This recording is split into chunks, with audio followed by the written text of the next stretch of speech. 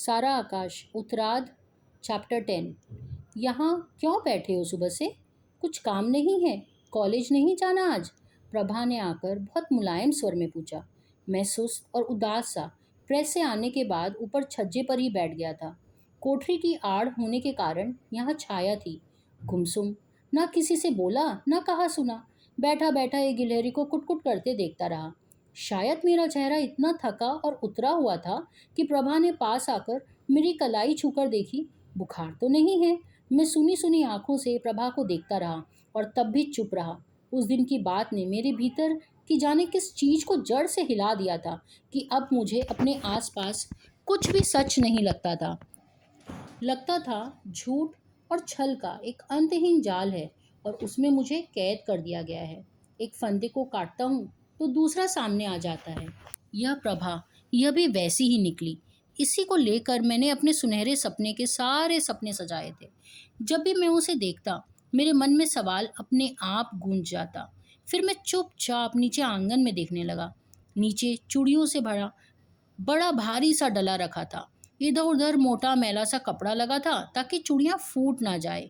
हरी, नीली, लाल, सुनहरी तरह तरह की चूड़ियों की मालाएं बड़ी सावधानी से लिटाई हुई थी। चूड़ी वाला ओट में पड़ता था और झुककर ही मैं उसे देख रहा था। नीले नीले फूल पत्ती उसके हाथ ही कभी दिख जाते थे। जिस हाथ को ये गोदने वाले हाथ चूड़ियां पहना रहे थे वह निश्चय ही भाभी के हाथ थे। यह मैं जान गया था। उनके अंगूठी के पीछे एक काला सा दाग था। मेरी इस चुप्पी ने प्रभा शायद एकदम घबरा गई। वहीं धरती पर बैठकर कंधे पर हाथ रखकर पूछा, तुम बोलते क्यों नहीं? तुम्हें मेरी कसम है, बताओ ना क्या बात हो गई? किसी से लड़ आए क्या? कुछ नहीं। चटक के गले में से सूखी आवाज निकली। मैं जिस तरह बैठा था बैठा ही रहा, खुली पलकें और सुनी आंखों से जिधर देख रहा था उधर ही देखता रहा। अचानक इतनी देर से दबा एक बड़ा सा प्रश्न उठता हुआ आकर फिर सामने खड़ा हो गया। अब क्या होगा? तो भी प्रभा जरा सा ओट में हो गई। आंतरिक बेचैनी से मेरा हाथ हिलाकर भर्राए गले से प्रार्थना के स्वर में पूछा, अभी तक नाराज हो उस बात पर? उसकी अध खुली गुलाबी कमल सी आंखों में पिघली चांदी सा पानी तैराया। वह यूं ही अनुरोध और क्षमा याचना के स्वर में मुझे देखती रही। आवाज की आर्द्रता से चौंक कर बहुत धीरे से मैंने गर्दन घुमाकर उसे देखा और फिर उधर ही देखने लगा जिधर देख रहा था। घुटी आवाज में बताया, प्रभा, मेरी नौकरी छूट गई। छूट गई? कैसे? चौंक कर प्रभा उछल पड़ी। शायद एक पल को उसकी आंखों के आगे सारे परिणाम कौंध गए। तभी नीचे से आती अम्मा की पुकार सुनाई दी, बहू, अरे ओ बहू। फिर बड़े स्निग्ध स्वर में कहा, जरा नीचे तो आजा बिटिया। जवाब में जरा सा झुककर प्रभा ने जवाब दिया, आई अम्मा जी। मैंने बताया, यूं ही साला कहता था 15 दिन में तो तुम्हें काम सिखा, इसलिए उन दिनों का कुछ नहीं। तनख्वाह के कागज पर 75 होगी लेकिन देंगे 60। इसी बात पर मैं लड़ गया। मैंने बिना हिले डुले प्रभा को बता दिया, नाम पार्ट टाइम का और काम पूरा, और ऊपर से ये सब। ऐसा क्यों किया? बड़ा या 75 लाख 60 दिखाने वाला। तुम दिवाकर के जाकर क्यों नहीं कहते? उसके पिताजी का तो वो दोस्त है ना। प्रभा के माथे पर बल पड़ गए। अच्छा, अंधेर है ये भी। अंधेर तो है ही। दर्दीली मुस्कुराहट होठों पर उभर आई। फिर गहरी सांस लेकर धीरे से कहा, अब उनसे क्या जाकर कहें? देखो, कुछ ना कुछ तो करना ही पड़ेगा। कल और जाऊंगा आखिरी बार। 15 दिन के ही सही, कमबख्त कुछ तो दे। इसी उम्मीद पर तो ये दुनिया भर का उधार चढ़ा लिया है। यो भी कहीं से तो चुकाना ही पड़ेगा। फिर अम्मा की आवाज़ आई, अरे आई नहीं, क्या कर रही है? फिर कर लीजो बातें बाद में। मुझे आश्चर्य हुआ कि आवाज़ में अभी भी चिकनाई और प्यार है। क्या बात है, जाती क्यों नहीं हो? अम्मा बुला रही है ना जब से। मैंने कहा, तुम ही बताओ मैं क्या करूं? चूड़ी पहनने को बुला रही है। अब आजकल तो हमारी बड़ी पूछ हो गई है, प्रभा ने परेशानी में जवाब दिया। मैंने एकदम गंभीर हो गया, सख्त स्वर में कहा, नहीं प्रभा, चूड़ी उड़ी कुछ नहीं। हमें किसी की झूठी उम्मीद पर नहीं रखना है, किसी से कुछ नहीं लेना। मेरा चेहरा एकदम भावहीन हो गया। अम्मा ने फिर आवाज़ दी तो मजबूरी की कातर निगाहों से देखती प्रभा बड़े बेमन से उठकर नीचे चली गई। मैंने एक बार उसे देखा लेकिन यूं ही चुपचाप बस देखता रहा। आधे रास्ते से लौटकर उसने धीरे से कहा, देखो, तुम फिक्र मत करो, गई नौकरी तो जाने दो। इतना खून क्यों जलाते हो? मेरे पास घड़ी है, सोने की चूड़ियां हैं, इयररिंग है, आखिर किस दिन काम आएंगे? बाद में बन जाएंगे, यूँ भी तो संदूक में बंद ही रहते हैं। यहाँ कौन रोज रोज पहनने की ज़रूरत पड़ती है, थोड़ी देर में आकर निकाल देती हूँ, पढ़ाई तो चलेगी ही ना। और उसी तरह उल्टे कदमों वो लौट गई। कोई और समय होता तो शायद मैं उसकी इस बात से कृतार्थ हो जाता। मेरी आंखें डबडबा आई, लेकिन अब सुन लिया और बिना सोचे मैं बैठा रहा। नीचे से अम्मा की प्यार भरी झिड़की सुनाई दी। हमारा इतना भी अधिकार नहीं है तुम पर? पहना दो महारानी, पहना दो। बोलो कैसे पहनोगी? अपने आप पसंद कर लो। यानी प्रभा नीचे पहुंच गई है। नहीं नहीं अम्मा जी, मेरा मन नहीं है। अम्मा जी ऊपर चलकर देख लो, मेरे पास संदूक में बहुत रखी है। यह प्रभा थी। और पहन लेगी तो क्या हो जाएगा? रखी तो सभी के पास है, हम लोगन का भी तो पेट पलेगा किसी तरह, चूड़ी वाली ने कहा। और खनखनाहट से लगा कि चूड़ियों की मालाएं खोल खोल कर दिखा रही है। एक आध टूट टूट कर वाक्य ऊपर भी आया। इसके साथ तो यह खूब खिलेगी, गोरी गोरी कलाई में यह तो खिलती ही है। पहन लेना प्रभा, जब इतना नखरा छोड़, अम्मा जी की बात रखने की खातिर ही पहन ले। भाभी का स्वर आया। एकदम चुप्पी छा गई। मैं थोड़ी देर सांस रोके प्रतीक्षा करता रहा कि कोई आवाज़ सुनाई दे। मुझे विश्वास था वह नहीं पहनेगी। अब चूड़ियाँ पहनाने का ध्यान आया है। अभी तक तो मानो कोई रहता ही नहीं था।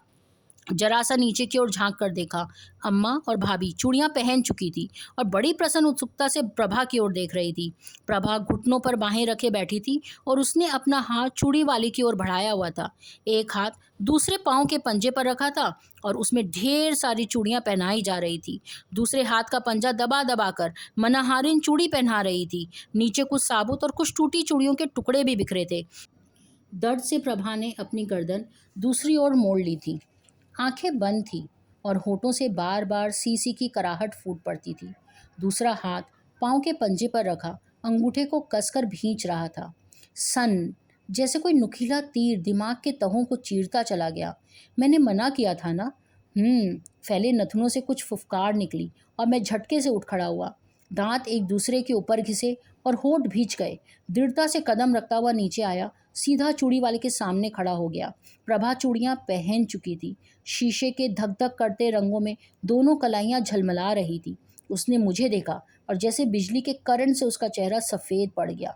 जैसे तैसे आवाज़ ठेलकर खिसियानी सी हंसी हंसने की कोशिश करते हुए उसने कहा, देखो कैसी लगती है? अम्मा और भाभी की पसंद की है। उस वक्त वह शायद भूल गई थी कि अम्मा और भाभी के सामने वह मुझसे नहीं बोलती। मैंने एक पल उसे अपनी निगाह की सारी करवाहट और तीखेपन से घूरा और झपट कर उसकी दोनों कलाइयाँ चूड़ियों के ऊपर से पकड़ ली। भय से प्रभा मानो घिघिया उठी। मुझे नहीं पता उस समय मेरे हाथों में कौन सा दुर्दांत दैत्य आ गया। तड़प कर मैंने उसकी दोनों कलाइयों को आपस में जोर से बजा दिया और मुट्ठियां भींचकर चूड़ियों के टुकड़े टुकड़े कर दिए। चट चट करते हुए चूड़ियों के टुकड़े जमीन पर बिखर गए और मैं पागलों की तरह ऊपर मुंह करके गला फाड़ कर ऊंची आवाज में अट्टहास कर उठा, मानो किसी भुनगे को मसल कर फेंक दिया हो। कुछ इस भाव से जैसे मैंने उसके दोनों हाथ छोड़ दिए। चूड़ियों के टुकड़े मेरी हथेली और उंगलियों में भी घुस गए थे। मेरे हाथ खून से तरबतर थे और उसकी कलाइयों से खून की कई धारियां चूने लगी थी। यो खून टपकता देखकर मैं जोर से ठठाका लगाकर हंसा। फिर बिना इधर उधर देखे खूब आराम और निश्चिंतता से हाथ हिलाता हुआ ऊपर लौट आया। चूड़ी वाली, अम्मा, भाभी सभी मुझे फटी फटी आंखों से देखे जा रही थी और मैं बिना मुड़े मैं जान गया। बड़ी देर बाबूजी प्रतीक्षा करते रहे कि मैं उनकी तरफ से कुछ कहूँ। आखिर हार कर उन्होंने रात को पूछ ही लिया, क्यों रे समर, तूने तो शायद 10 तारीख से काम करना शुरू किया था ना? मैंने लापरवाही से जवाब दिया, बाबूजी मेरी नौकरी भी छूट गई। अरे यह तो तुमसे कुछ मांग थोड़ी ना रहे हैं जो तुम नौकरी छूटने की बात बता रहा है, अम्मा ने बीच में कहा। उद्दत स्वर में मैंने जवाब दिया, साफ साफ तो नहीं मांग रहे हैं, लेकिन मतलब क्या है वह तो मैं जानता हूँ। इस बार बाबूजी एकदम भड़क गए। हवा में हाथ पांव फेंक कर कहा, जानता है तो क्या फांसी पर चढ़ा देगा? बड़े हैं, जानते हैं ये। हमने तो एक बात पूछी तो सीधा जवाब तो दिया नहीं, काटने दौड़े। आ बैल मुझे मार। फिर माथे पर हाथ मार कर बोले, बेटा हम तो तुम्हारी नस नस जानते हैं, हमारे सामने ही तो बड़े हुए हो, अब साफ साफ मांगने की धमकी भी देने लगे। हिम्मत तो देखो पूत की। अरे हमने तो अपनी पहली तनख्वाह लाकर बाप को दी थी, सो अदब कायदा तो गया चूल्हे भाड़ में, साफ साफ मांगने की धमकी देने लगे। हरामी, तुझे पाला पोसा पढ़ाया लिखाया सब इसलिए कि तू यूं हमारी इज्जत उतार कर रख दे। छाती पर चढ़ चढ़ कर आए हैं, सीधी सीधी बात करो तो कटखने पागल कुत्ते की तरह भौंके। मैंने दुखी और संयत स्वर में पूछा, बाबूजी मैंने आखिर आपसे क्या कहा है जो आप इतने नाराज हो रहे हैं? और तू हमसे क्या कहेगा शहजादे? हम अंधे हैं ना, दिखता थोड़ा ही है हमें। हाँ, अब तो पढ़ लिख लिए, ब्याह हो गया, अब माँ बाप का क्या है। जाए जहन्नुम में, चूल्हे में पड़े, भाड़ में निकले। तुम तो अपनी मस्ती मत छोड़ना। वे चीख चीख कर सुनाते रहे। मैंने तो मना किया था बाबूजी कि मेरी शादी मत कीजिए। पहले तो आप ही लोगों ने ज़बरदस्ती की। शोर सुनकर घर के और भी लोग जमा हो गए। डरे सहमे से एक और झुंड बनाए सब देख रहे थे। शादी, शादी और शादी। बाबूजी को जब और कुछ कहने को नहीं सूझा तो बेहद नफरत से उन्होंने दोहराया। वे उत्तेजना के कारण थरथरा रहे थे। ऐसा पता होता कि तू ऐसा निकलेगा तो हम तुझे पैदा होते ही खोद कर गाड़ देते। क्या निहाल कर दिया आपने। अब पढ़ा लिखा कर हाथी बना दिया है, सो हमारी ही छाती रौंदेंगे। बेटा, यही रीत है। खूब नाम ऊंचा कर रहे हो पुरखों का। अब तो पर फूटे हैं ना तुम्हारे। घर में अब और भी कोई कुछ नहीं रहा। अपनी मर्जी के मालिक हैं, दूसरे भौंकते हैं तो भौंकने दो। कुत्ते हैं, अपने आप चुप हो जाएंगे थक कर। सुबह चूड़ियां पहनाई सो फोड़ दी लाट साहब ने। किसी का हक थोड़े ही रह गया है हम पर और तुम्हारी बहू पर। तू तो ऐसे ही चलाया था ईश्वर के पास से। हम तो सोचे कि कौन मुंह लगे, चलो कौन मुंह लगे, समझदार लड़का है, खुद ही समझ जाएगा। पर उन्हें तो अच्छे से खाने को मिलता है ना, बस सो सोचे भलाई। अपने लिए पढ़ लिया, अपने लिए कपड़े आ गए, अपनी बहू का साज श्रृंगार हो गया, बस सब अपना ही हो जाए। अब तो कोई कुछ कहे ही नहीं, सब सिर पर ही चढ़े आते हैं। आखिर जब नहीं सुना गया तो पूछा, बहू के लिए कौन सा साज श्रृंगार लाया है बाबूजी मैंने। और जवाब दिए चला जाएगा। अच्छा, जवाब दिए चला जाएगा। बाबूजी क्रोध में हकलाने लगे। अचानक गुस्से से कांपते हुए मेरे ऊपर झपट पड़े और भाई साहब अमर उन्हें रोकते ही रह गए। मेरे संभलने से पहले ही लात, घूंसे, थप्पड़ों की बौछार शुरू हो गई। हाँफते थे लेकिन मारे जा रहे थे। ले ले, और जवाब दे, और जवाब देकर देख। लाख बुड्ढा हूँ, हजार मरा गिरा हूँ, लेकिन तेरी अकल अभी भी ठिकाने लगा दूंगा। तू बहुत हाथ से निकल गया है ना। मैं चुपचाप बैठा बैठा पीटता रहा, घुटने क्रोध की आग में भुनता रहा और एक शब्द भी मुंह से नहीं बोला। शायद यह बात उनके गुस्से में आग का घी का काम कर रही थी। न रोया, न अपने आप को बचाने की कोशिश की। बाबूजी को भाई साहब और अमर ने पकड़ लिया था, लेकिन खुद ही डर के मारे कांप रहे थे। निकल जा मेरे घर से, निकल जा, हट जा मेरी आंखों से दूर से। कहीं डूब मर कुएं तालाब में, कमबख्त कमीने। हम तो शुरू से ही तेरे रंग रंग देख रहे थे, अब पढ़ने लगे हैं ना। अब चुप रहिए बाबूजी, गुस्सा शांत कीजिए, भाई साहब समझा रहे थे। वे लोग उन्हें दोनों तरफ से पकड़कर अलग हटा रहे थे। क्रोध के आवेश के मारे उनके मुंह से झाग जैसा थूक भी निकल रहा था। आंखें खूब चौड़ी चौड़ी फैलाए माथे पर चढ़ गई थी। मुंह से गालियों की अजस्त्र वर्षा हो रही थी। स्त्रियां आपस में रुलाई रोकती सी फुसफुसा रही थी। क्या हुआ, क्या बात हो गई। शायद दो एक पड़ोस की भी आ गई थी। उनकी धोतियों की पलटियों को पकड़े बच्चे भी आ गए थे और यह सब दृश्य देखकर रो रहे थे। हाँ बाबूजी, अभी चला जाऊंगा। मैं झुका हुआ सीधा धीरे से उठाकर भर्राई आवाज में कहा। सुनते ही उन लोगों को एक और झटक कर बाबूजी फिर मेरे ऊपर पलट पड़े। यह तो मैं पहले ही जानता था, दिख ही रहा था। असल माँ बाप कहे तो अभी निकल जा, इसी वक्त। तू तो तब जाएगा जब जाएगा। ला, मैं अभी रास्ता दिखा देता हूँ। निकालो इसे, इसका सामान निकालो, विदा करो दोनों को। हमारे यहाँ तो कोई नहीं लगते, ये हमारे लिए पैदा होकर ही मर गए। चलो उठो, जाओ यहाँ से, अपना सामान उठाओ, अपना ठिकाना देखो, हम तो हाथ जोड़ते हैं। उन्होंने जोर से आपस में हथेलियां मारकर हाथ जोड़े, फिर मेरी बाह पकड़कर बुरी तरह झिझोड़ दिया और बोले, जाइए हुजूर, चलिए तशरीफ ले जाइए। हमारे यहाँ आपके लिए कोई जगह नहीं है। खबरदार जो फिर कभी इस घर में पाँव पड़ा, मुझसे बुरा कोई नहीं होगा। हमारी तरफ से तुम कहीं भी मरो, बाहर सड़क पर पड़ो, हमारे बस का नहीं है सांडों को पालना। अब इस भाई साहब वगैरह ने उन्हें पकड़ लिया था और समझाते, शांत कराते एक और चले ले जा रहे थे।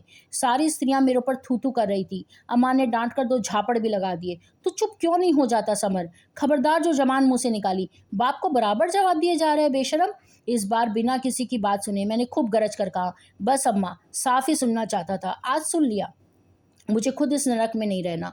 ना रात को चैन है, ना दिन को शांति है। सब मतलब के माँ बाप बने हैं। नहीं रहूंगा। कुएं में, भाड़ में चला जाऊंगा। कल यहाँ से चला जाऊंगा। संभाल लेना अपना राजपाट। उस उद्वेग, शोर और गुस्से में मन के भीतर कहीं लगा, मैं घोर अनुचित बात कह रहा हूँ। बाप से इस तरह नहीं बोलना चाहिए। दूसरी बात बड़ी अजीब लगी। कम से कम उस अफसर को देखते हुए मन में आया कि क्या राम सीता भी इस तरह लड़ भिड़कर घर छोड़कर तो नहीं गए थे। भीतर ही अपनी इस बात पर मैं हंस भी रहा था। बाबूजी ने मेरी बात सुनी तो फिर पलट को मचले, लेकिन किसी ने भी नहीं छोड़ा। उन्हें वे लोग बाहर बैठक में ले गए। उस क्षण मैंने मनी मन कसम खाई, कुएं, भाड़, सड़क, फुटपाथ, कहीं भी पड़ रहूंगा। यहाँ नहीं रहूंगा, यहाँ नहीं रहना मुझे। कहीं भी सही, कहीं भी सही, जहाँ ऊपर छत और नीचे ज़मीन हो, लेकिन इस नरक में तो नहीं। भीख मांगूंगा, चोरी करूंगा, दुनिया बहुत बड़ी है। सारा रोना चिल्लाना बंद हो गया और सारे घर वाले एक स्वर में मेरी भर्त्सना करने लगे। मेरी बदतमीजी पर गालियां बकते रहे, लेकिन मैं चुपचाप घुटनों में सिर गड़ाए बिल्कुल चुप बैठा रहा। बस दिमाग में एक ही बात गूंजती रही, यहाँ नहीं, यहाँ नहीं। दुनिया के किसी भी सिरे पर, धरती के किसी भी छोर पर, कहीं भी एक ही तस्वीर कौंती रही। आगे आगे टीन का बक्सा ला दे और मैं पीछे पीछे टिकटती चलती प्रभा, और शायद उसके पीछे रोता हुआ कुंवर। और मेरे दिमाग में राम, लक्ष्मण और सीता आने लगे। लोहे की सलाखों पर भूनते हुए कबाब की तरह मैं रात भर अंगारों पर भनता रहा। विचित्र विचित्र आवाज़ें दिमाग में आ रही थी। एक पल को भी आंख नहीं लग सकी, लेकिन एक तंद्रा या जड़ता थी जो मेरे ऊपर छाई रही, और मैं जागृति और सुषुप्ति के बीच जैसे लटकता रहा। मुझे ऐसा लग रहा था जैसे मेरे दिल की जगह किसी ने एक भारी पत्थर रख दिया है और उसके बोझ में मेरी सांस घुटी जा रही है। पता नहीं दिल डूबने की बीमारी में कैसा लगता है, लेकिन मैं तो रह रहकर मुझे लग रहा था कहीं हार्ट फेल तो नहीं हो रहा है मेरा। शरीर इस तरह सुन, जैसे मम्मी की तरह मुझे किसी खोल में बंद कर दिया गया। बिल्कुल ऐसा लग रहा था जैसे केकड़े जैसी कोई चीज़ जो कांटेदार रोए हैं बाहों में मुझे भींचे हुए, और मेरे सिर में अपनी सूंड गड़ाकर बूंद बूंद मेरा खून चूस रही है।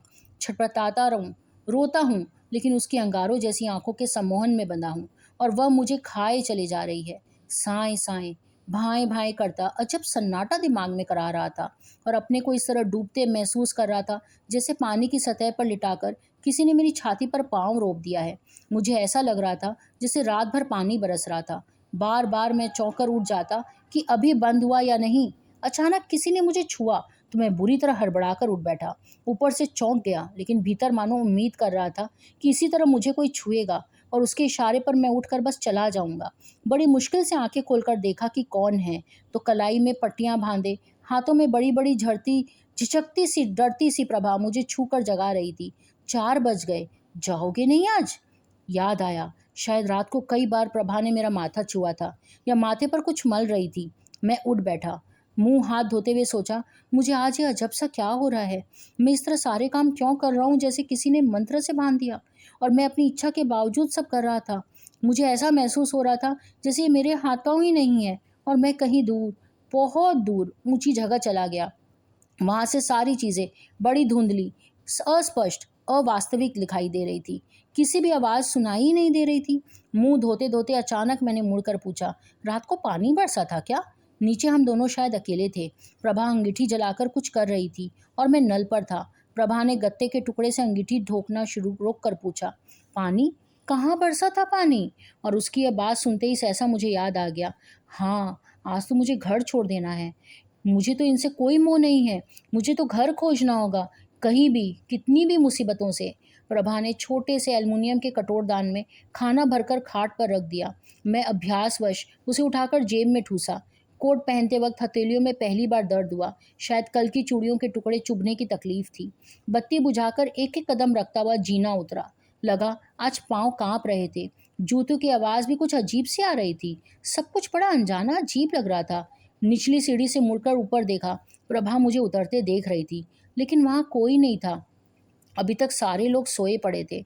तभी बाहर आकर किसी ने कुंडी खटखटाई। मैं तो जैसे उछल पड़ा, जैसे हत्यारा हूँ। बाहर पुलिस खड़ी थी। एक पल को सकपका गया, घबराकर चारों ओर देखा। दरवाज़ा खोलूं या ना खोलूं? फिर सिर के पीछे खुजाता हुआ आगे बढ़ गया। कुंडी खटखटाने के साथ फिर ऊंची आवाज़ आई, तार लेना साहब। किवाड़ खोले। लाल साइकिल, खाकी वर्दी वाला पियन तार लिए खड़ा था। दस्तखत करके तार लिया, फिर उसे साइकिल पर चढ़कर जाते देखता रहा। ऊपर बाबूजी का नाम लिखा था। हल्का सा उजाला होने लगा। एक बार फिर तार को पलटकर देखा। मन में आया, तार ज्यों का त्यों ही दे आऊं। फिर न जाने क्या सोचकर स्थिर हाथों से मैंने उस लिफाफे को फाड़ा। गुलाबी कागज पर टाइप हुई पत्ती चिपकी थी, मुन्नी एक्सपायर्ड। मुन्नी मर गई।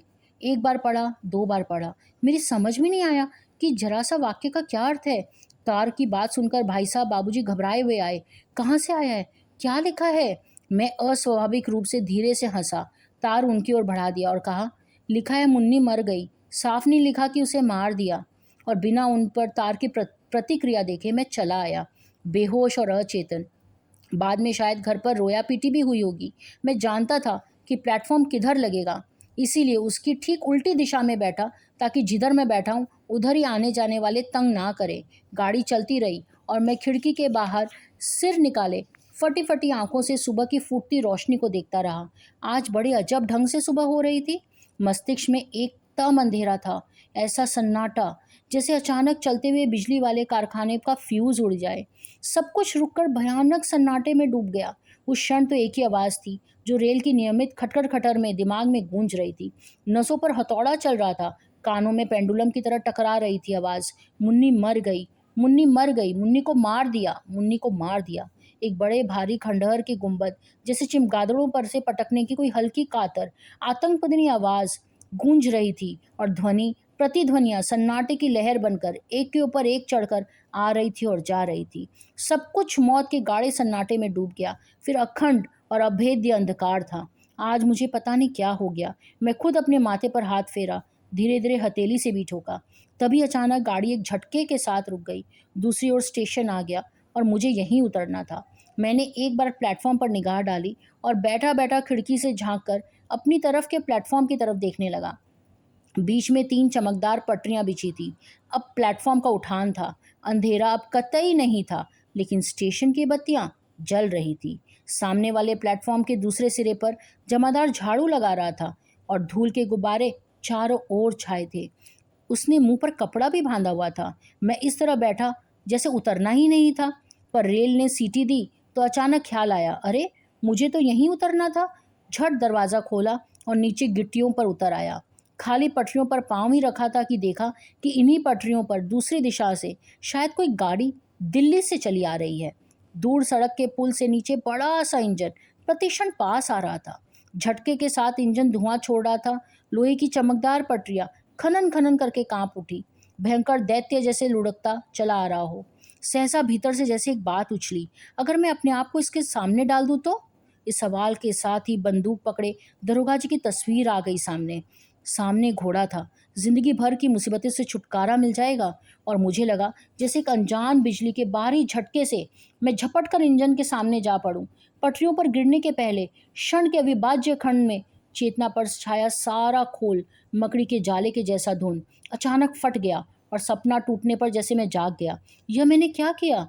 लेकिन तभी एक बर्फ सी ठंडी पटरी ने मुझे अपने से चिपका लिया और मैं भरते इंजन का पंखा मुझे छूने लगा। दांत भींचकर मैं जोर से पंखे को पकड़ लेता हूँ। प्रभा की निरीह सूरत आंखों के सामने आ जाती है, लेकिन इंजन की गति के साथ मैं घिसट रहा हूँ। 1 पल, 2 पल, मेरे हाथों की ताकत चूक गई, मेरी पकड़ छूट गई। मैं जोर लगाकर चीखना चाहता था, प्रभा, और मेरे खुले मुंह पर दंदनाते इंजन के भारी भारी पहिए घूम कर चले जाते हैं। सारी तस्वीर ऐसी सजीव होकर सामने आई कि मुझे लगा कहीं मैं यह सब कर ही ना डालूं। लेकिन तभी मैंने पाँव पटरी से हटा लिया और तब गाड़ी सामने आकर खड़ी हो गई। मेरे सामने ही 2 डब्बों के जुड़ने की जगह खाली थी। मोटे मोटे तार और लोहे की भारी भारी हथेलियों से निकले डंडे डिब्बों की दूरियां बनाए रखने के लिए आपस में सट गए थे। एक लालाजी खिड़की से मुंह निकाले दातुन भी कर रहे थे। मैंने दोनों गाड़ियों के बीच में यूं ही खड़ा रहा जैसे 2 दीवारों के बीच में मैं घिर गया हूँ। मन में आया, मान लो मैं अभी हैंडल पकड़ूं इस डब्बे में जा बैठूं तो? और अगले ही क्षण मैंने अपने आप को बम्बई या विदेशों को जाने वाले पानी के जहाज में खलासी के कपड़े पहने हुए देखा। लेकिन शीघ्र ही वह तस्वीर कोपन पहने, दाढ़ी बढ़ाए, कमंडल लिए साधु के रूप में बदल गई। मैंने देखा मैं बाबा काली कमली वाले आश्रम के में कंबल लपेटे पड़ा हूँ और ऋषिकेश के एक भारी से पेड़ के नीचे मेरी एक कुटिया है। जाने कितना समय यूं ही बीत जाता है और तब विधवा वेश में एक औरत कई और बुढ़िया के साथ मेरी कुटिया के पास आ जाती है। नहीं, हर की पौड़ी में मैं नहाते हुए एक औरत को देखता हूँ। अरे ये तो प्रभा है। मैं प्रभा को पहचान लेता हूँ, लेकिन वह मेरी दाढ़ी और मोटे कंबल के कारण नहीं पहचान पाती। फिर दिखाई दिया, लोग मुझे जूतों और लाठियों से पीट रहे हैं। नहाती हुई एक जवान औरत के पास मैं पहुंचा, उसे प्रभा प्रभा के नाम से बुला रहा था। और फिर एक साथ सारी तस्वीरें गड़बड़ होकर एक तस्वीर में बदल गई। अखबार में मेरी तस्वीर छपी है। प्रिय बेटा समर, तुम्हारी माँ की तबीयत बहुत खराब है, एक बार तुम्हें देखना चाहती है। सामने वाले रेल की सीटी से चौंक कर मैं तंद्रा में से जागा। सामने वाले ट्रेन का मेरे आगे वाला पहिया धीरे धीरे घूमा। अगर 2 डिब्बों के बीच की खाली जगह में अचानक कूद पड़ूं तो? या लपक कर हैंडल पकड़कर डिब्बे में चढ़ जाऊं तो? अब पीछे वाली ट्रेन भी खिसकने लगी थी। दोनों गाड़ियां 2 विरोधी दिशाओं की तरफ सरक रही थी। मुझे लगा जैसे मैं तेजी से चक्कर खाकर चाक पर खड़ा हूँ, भीतर कोई दोहराए चले जा रहा था। कूद पड़, चढ़ जा, कूद पड़, चढ़ जा। घबराकर मैंने ऊपर देखा। सारा आकाश डगडग करता घूमने लगा था।